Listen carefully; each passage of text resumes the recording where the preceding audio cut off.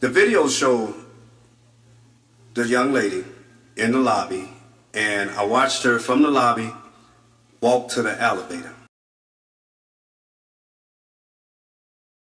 Now, whether something, and I'm saying this because the toxicology hasn't come out yet. She was so impaired, so we don't know what's in the toxicology, but the door closed and the other door closed, and it's dark inside of that little freezer room. So she probably got scared, tried to find her way to push that door out, but it was a safety knob there that you can touch like this, and that door will open. And I was in there with the detectives. I was in that freezer, and I was scared even being in that freezer, even in there with them, and I was in there by myself. I can understand the part where she was at with the motion camera up there, that when somebody walks, it turns that way. Where she was, you cannot go no farther. That's it. You cannot hide back there. You can't go no farther. If anybody was back there, they would have came up. They had to come out that way she came. Now, that's the negligence on that motel establishment there, that place was closed down and nobody shouldn't have been back there. Now, it's very easy for you to get in there and that door to close, and in that freezer, lights out, it's air shut tight. If you had a room in that motel, you had a child, a son, your son and daughter get on that elevator and all of a sudden start wandering around and pushing doors, your baby would have went in there. That door would have closed on your baby. You'd have been looking for your child. What's good, y'all? I've been told y'all that Andrew Holmes was an agent. He was placed in the hood to do exactly what he's doing. He popped up in the Crown Plaza incident with Kanika Jenkins, and then he lied about seeing certain things on the footage and not seeing certain things on the footage. But we right off the bat knew that he was lying.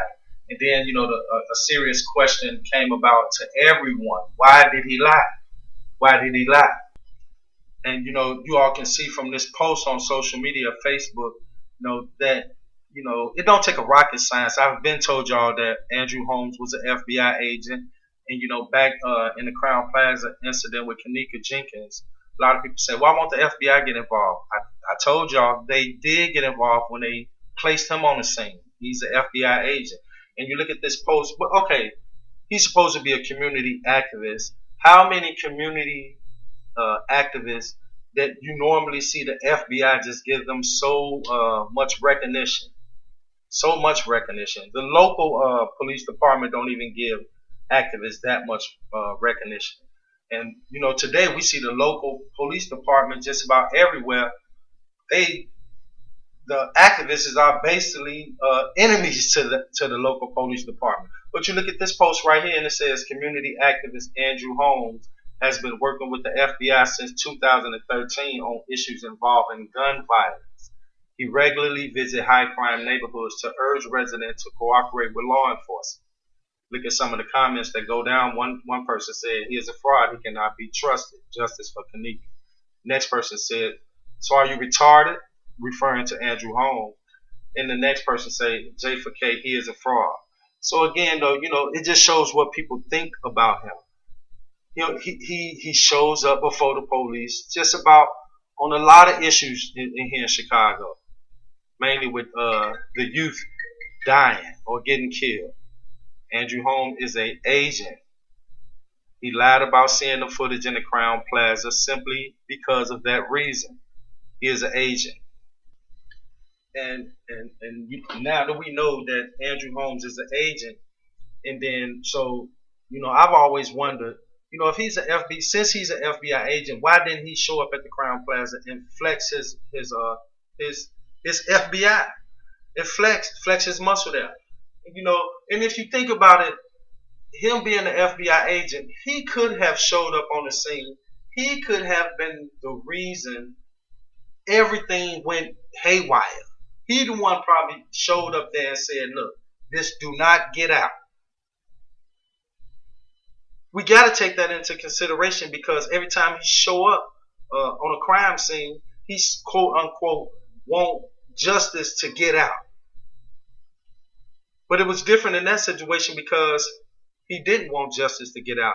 And the reason why I say he didn't want justice to get out, because he lied about seeing something on camera that he didn't even see.